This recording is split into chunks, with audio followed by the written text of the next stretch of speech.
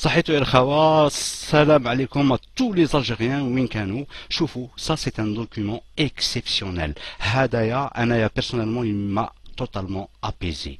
alhamdoulilah مصري يدي la vérité, la pure vérité. écoutez. أعزائي المشاهدين، مساء الخير. بعد يومين بس إن شاء الله هنفوز بمباراة الخرطوم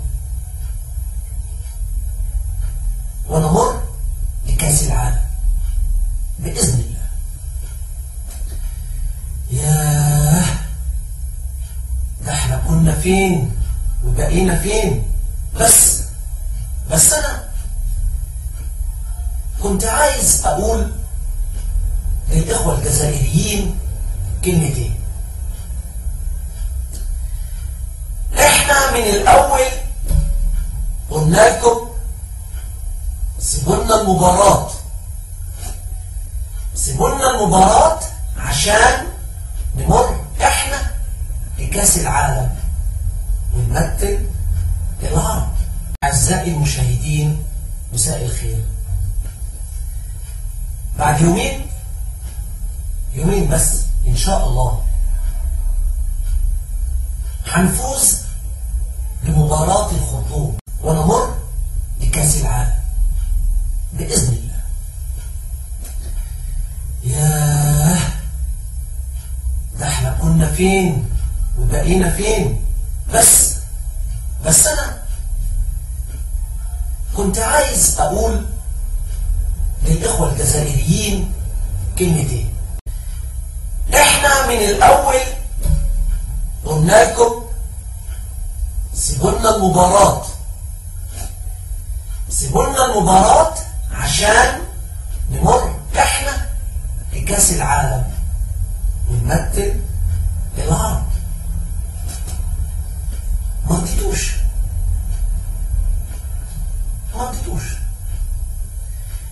رضيتوش ليه؟ ما هي مصر أم الدنيا، مصر أم الدنيا وأقوى وأكبر بلد عربي. مصر هي الأخت الكبرى للعرب كلهم. ما ترضوش ليه؟ ركبتوا راسكم وادي النتيجة.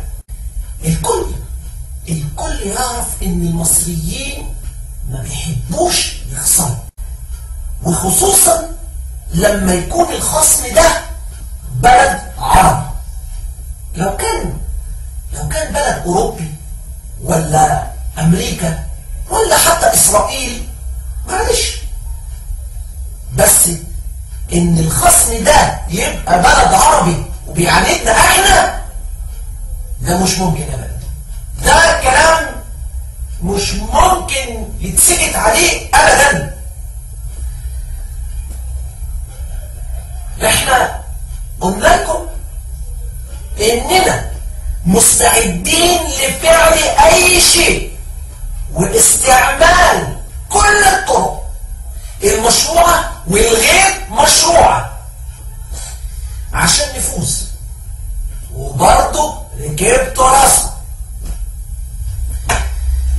انتوا اللي خليتونا نضربكم بالطوب، انتوا اللي خليتونا نضربكم بالحجارة والطوب تحت شعار طوبة لكل جزائري. ولو ما كانتش الفيفا بتراقب فينا كنا هنضربكم بالصواريخ. والله العظيم بالصواريخ، ولا يهمنا حاجة. المهم اننا احنا اللي نفوز. احنا مستعدين نضرب، نقتل، نكذب، نفتري على خلق الله اجمعين، بس نمر لكأس العالم ونمثل العرب، نمثلهم احسن تمثيل. ده مش مهم، المهم اننا احنا اللي نمر. مصر هي اللي تمر. عمرو أديب الجزائريون بقلة الأدب. معلش مقبولة وما يهمنيش. حين يتعلق الأمر بكبرياء وغرور وجبروت مصر الحبيبة، مفيش حاجة اسمها أدب، مفيش حاجة اسمها دبلوماسية، مفيش حاجة اسمها أخوة. مصر هي الأخت الكبرى، هي الكبرى. أنا والكابتن مصطفى عبده والكابتن الغندور وأغلب رجال الإعلام اللي أمثالي أنا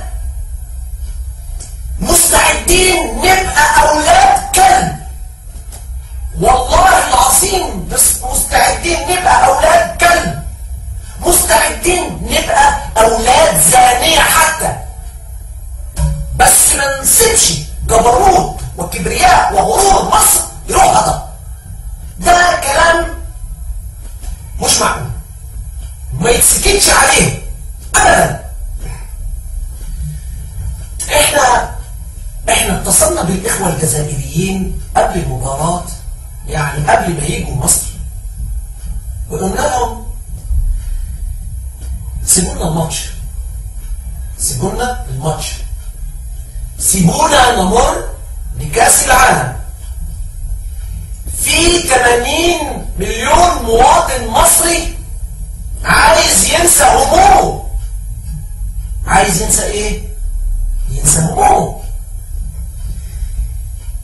عايز ينسى هموم المواصلات، هموم السكن اللي مفيش، هموم العمل اللي مفيش، هموم الزبالة اللي مالية كل حتة، هموم لقمة العيش اللي مش لاقي ياكلها.